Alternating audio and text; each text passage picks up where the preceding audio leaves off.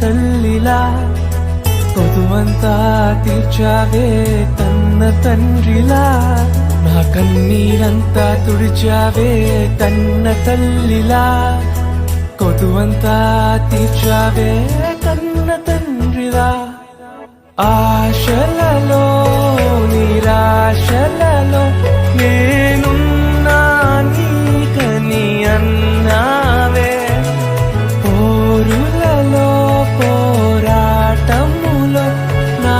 పక్షముగానే నిలిచావే దీవించావే సమృద్ధిగా నీ సాక్షిగా